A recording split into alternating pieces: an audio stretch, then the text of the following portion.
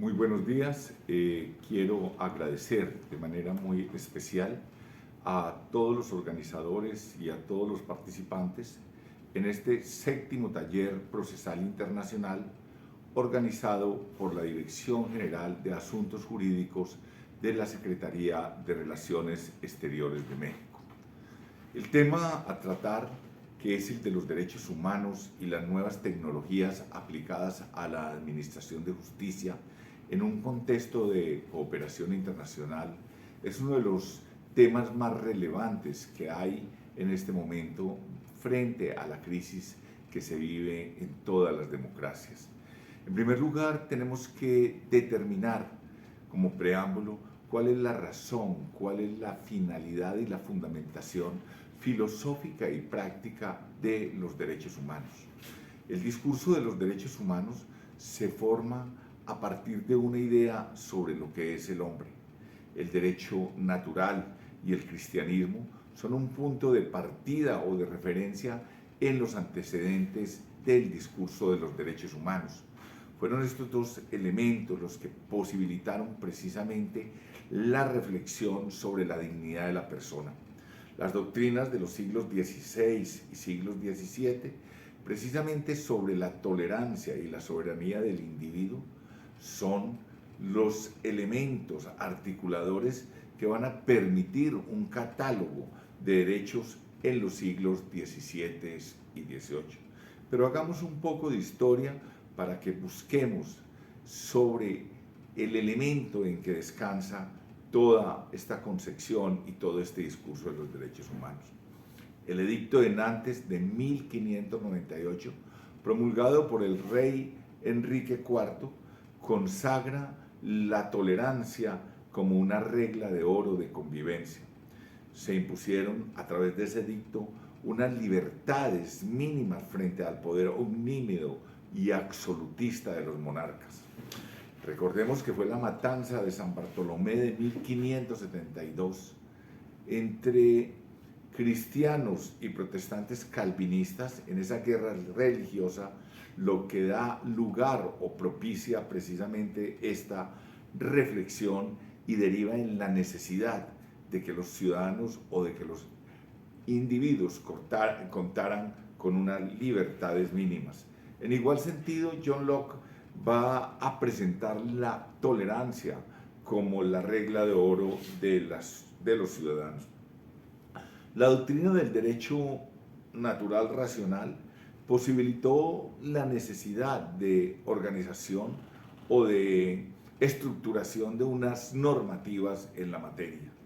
Vemos cómo la petición of Rights del 7 de junio de 1628, la Bill of Rights de 1689, la Declaración de Derechos de Virginia de 1776, la Declaración de Independencia de Estados Unidos del mismo año y la Declaración Francesa de Derechos del Hombre y del Ciudadano de 1789 constituyen un arquetipo o un cuerpo normativo en esta materia. Todas las declaraciones tuvieron como fundamento una pretensión universalista que buscaba promover una idea concreta del ser humano e identificar unos derechos naturales predicables para todos los seres humanos.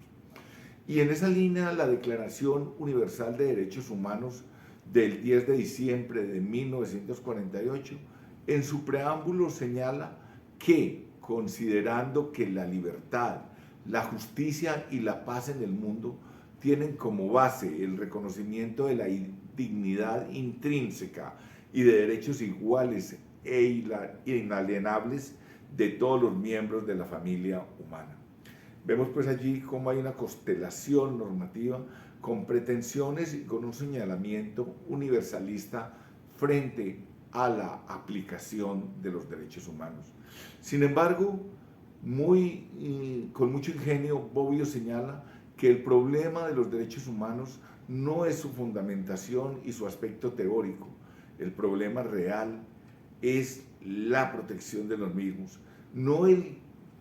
tanto cómo justificarlos, sino el tanto cómo protegerlos. No es un problema filosófico el de los derechos humanos, es un problema político. debe pasarse de lo meramente discursivo a la acción, de la teoría a la protección. En este sentido,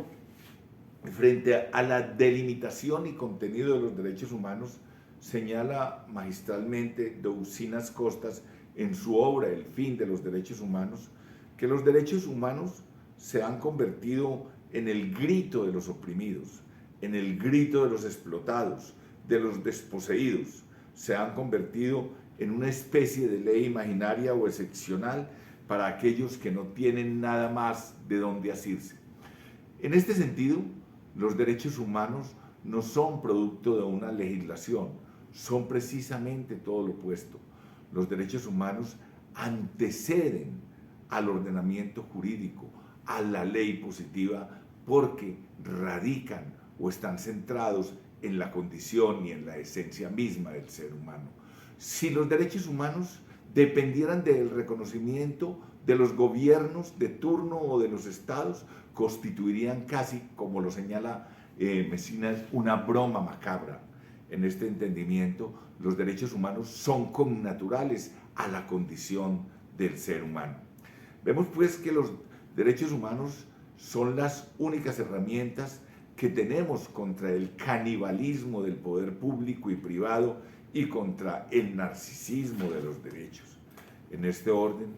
y hoy con mucha preocupación advertimos en el mundo que hay una crisis frente a la democracia que repercute e impacta fuertemente el mundo y la constelación universalista de los derechos humanos. Esa crisis ha generado interrogantes bien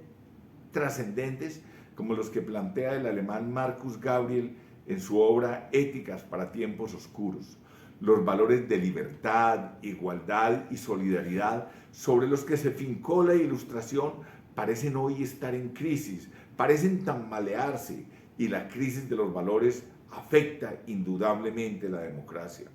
Por ello, podemos señalar sin anfibología alguna que la legitimidad de la democracia se enmarca dentro de un código de valores y por lo tanto es distinta de la mera legalidad que es fáctica. La actual crisis de valores es al mismo tiempo una crisis de la democracia. En esta nueva ilustración que plantea este autor, precisamente quiere destacar que se trata de que cada época, y en concreto esta época, se ajuste al contenido de los valores de la libertad, igualdad y solidaridad, y que se evalúe de nuevo la amenaza de su presente que se moviliza para derrocar la razón. La democracia tiene el derecho, incluso tiene la obligación moral de asegurar su propia supervivencia porque se levanta sobre un canon de valores de la Ilustración cuya validez es universal. Por ello, los derechos humanos se deben erigir, como lo señala Sacriveski, en el fundamento de legitimidad del poder político y del poder público, o como lo señaló el Tribunal Supremo alemán en el caso de los centinelas del muro de Berlín, cuando indicó que ante la agresión abierta e insoportable de mandatos elementales de justicia y contra los derechos humanos protegidos por el derecho internacional, el derecho positivo ha de ceder ante la justicia. Vemos pues que esta perspectiva que florece y se afinca después de la Segunda Guerra Mundial, precisamente en las reflexiones que hacen Belsen, Smith y Rablus sobre leyes que no son derecho y derecho por encima de las leyes, encontramos que estarían en perfecta simetría con lo que es la octava tesis de Alexis: normas jurídicas debidamente promulgadas y socialmente eficaces que sean incompatibles con los derechos humanos son extremadamente injustas y por lo tanto no son derecho. En este orden, a modo de colofón, podríamos señalar que los derechos humanos se erigen entonces en una barrera monolítica frente al poder público y privado y en una fuente de legitimación de la democracia y del ejercicio del poder.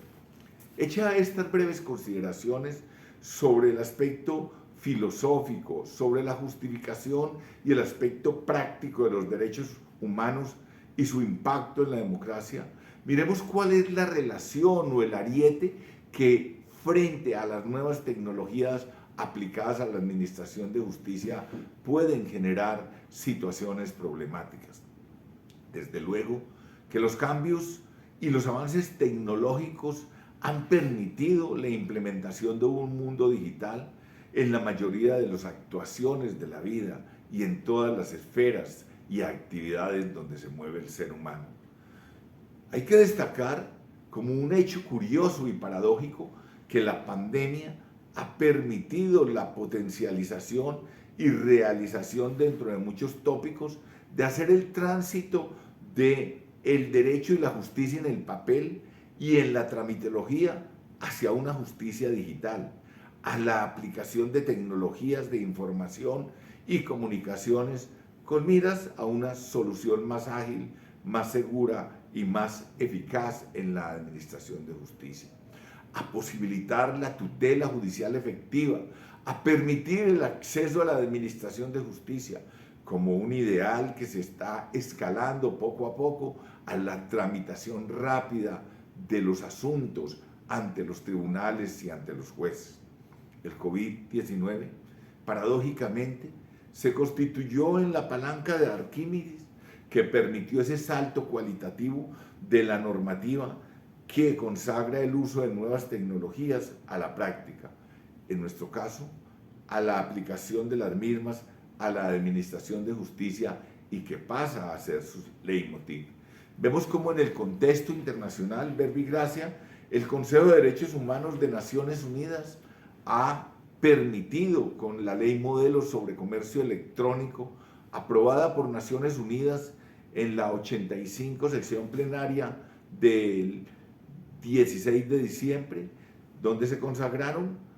principios fundamentales como la no discriminación, la neutralidad, la equivalencia funcional en materia de medios técnicos y comunicaciones electrónicas, y aunque ello ocurrió en el 96, hoy ha cobrado, digamos, toda su vigencia y toda su aplicación.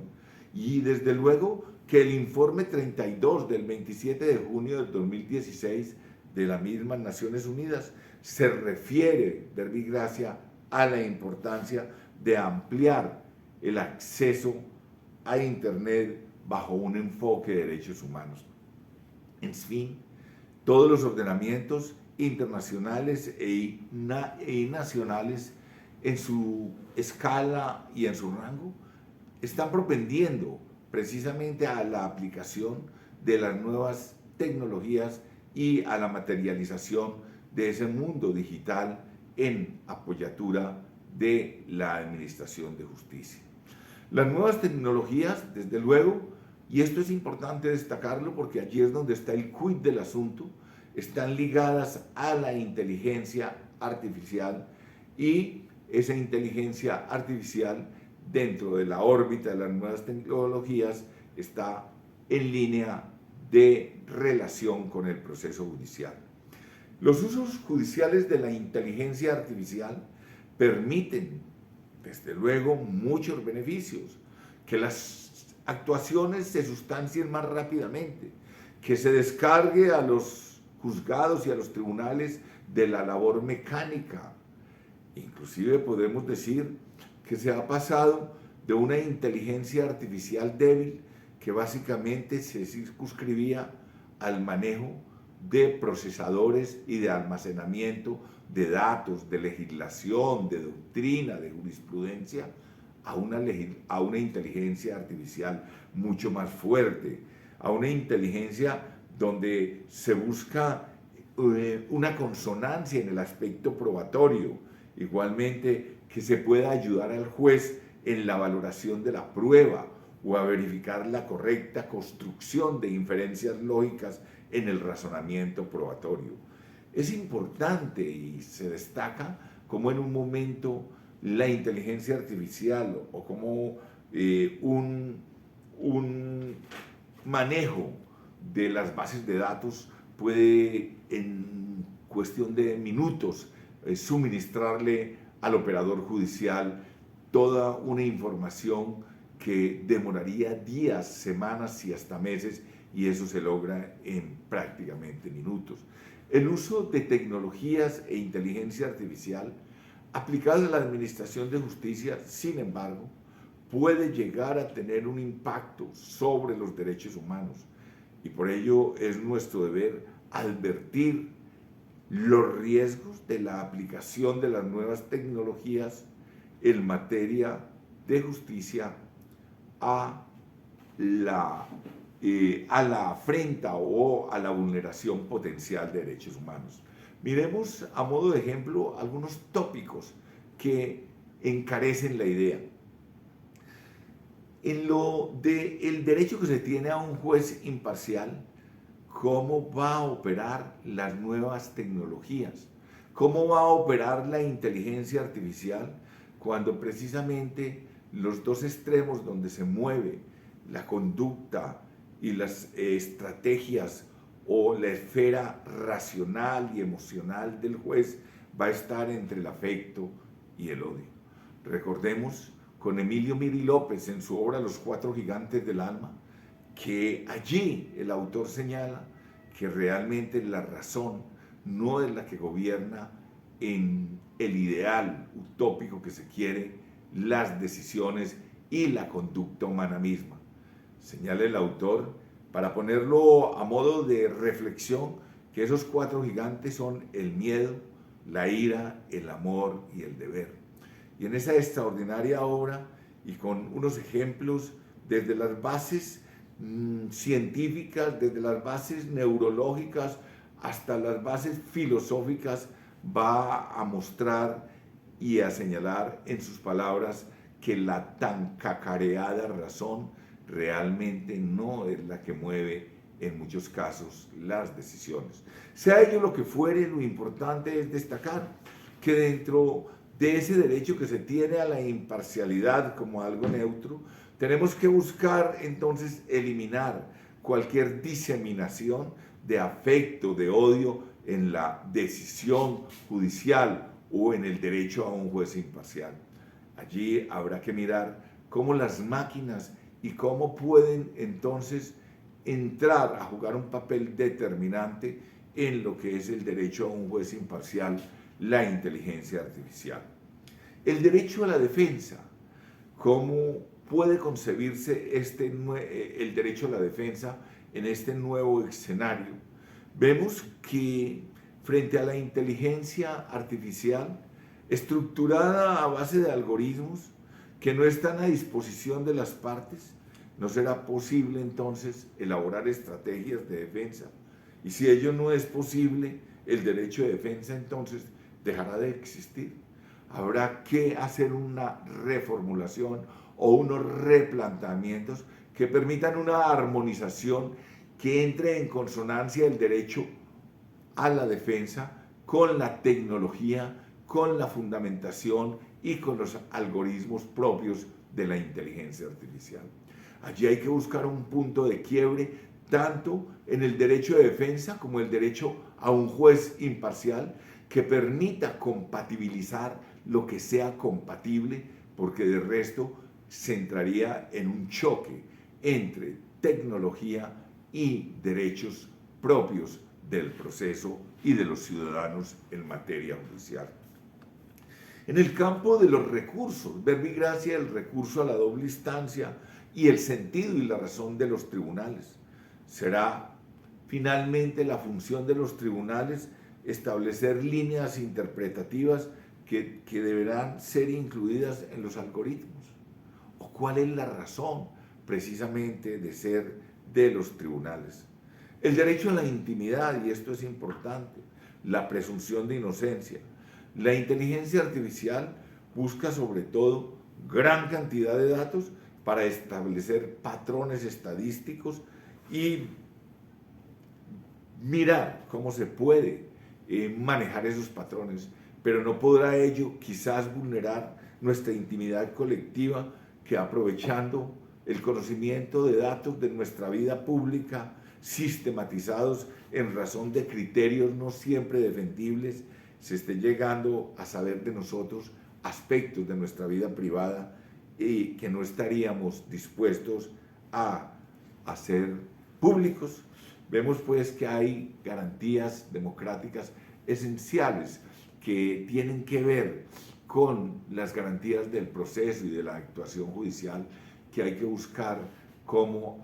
armonizarlos, porque detrás están precisamente allí los derechos humanos.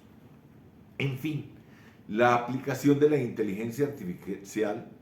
en los procesos judiciales está llena de incógnitas, está plagada de desafíos y es una obligación entonces reformular instituciones procesales básicas, y ese es el gran reto a enfrentar, no solo desde el mundo de lo jurídico, sino también desde lo epistemológico,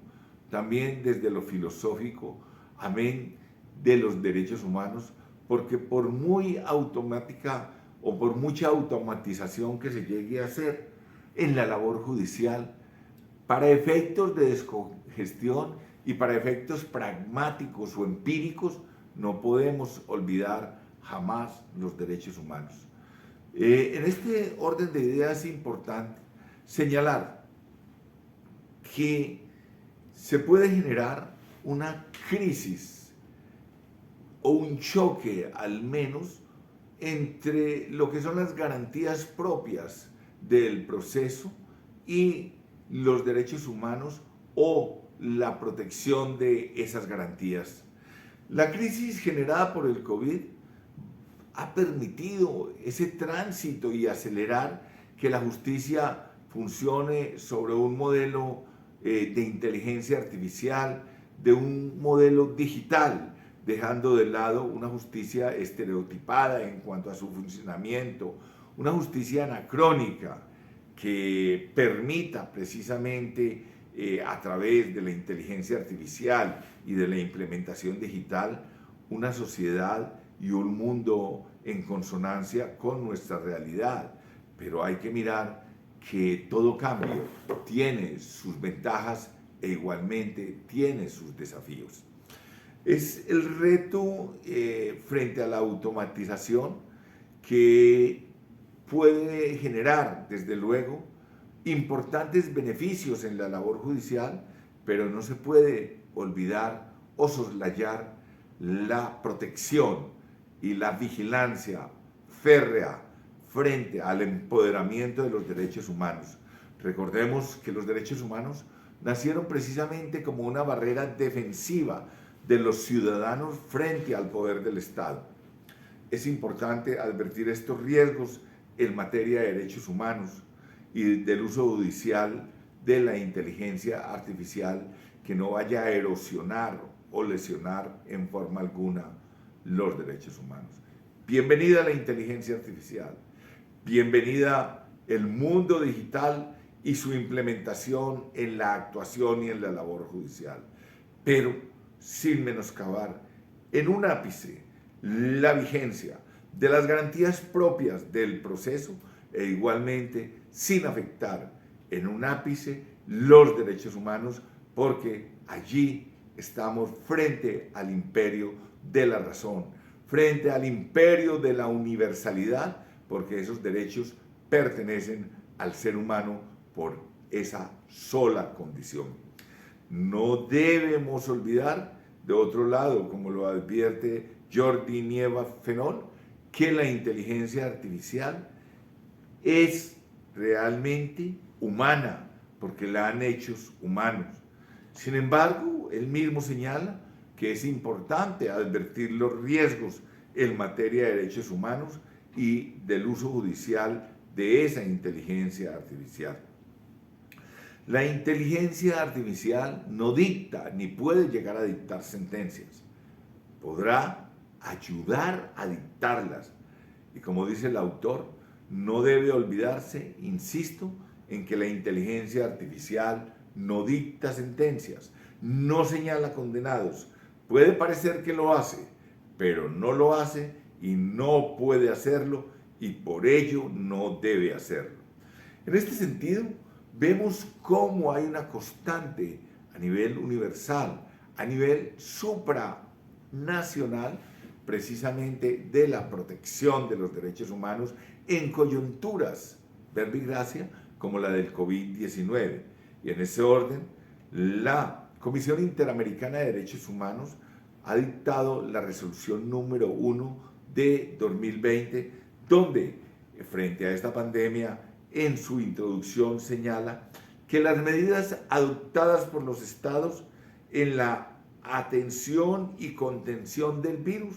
debe tener como centro el pleno respeto de los derechos humanos, subrayando en este contexto la importancia, el cumplimiento y la observancia de las obligaciones internacionales en materia de derechos humanos. Todo esto, pues, va a permitirnos que el espectro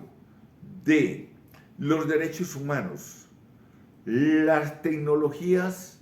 aplicadas a la administración de justicias en línea de respeto a los derechos humanos, puede construirse precisamente en consonancia con lo que debe ser la cooperación jurídica internacional. Esa cooperación jurídica internacional es, sin más ambajes, es la visión de un mundo globalizado,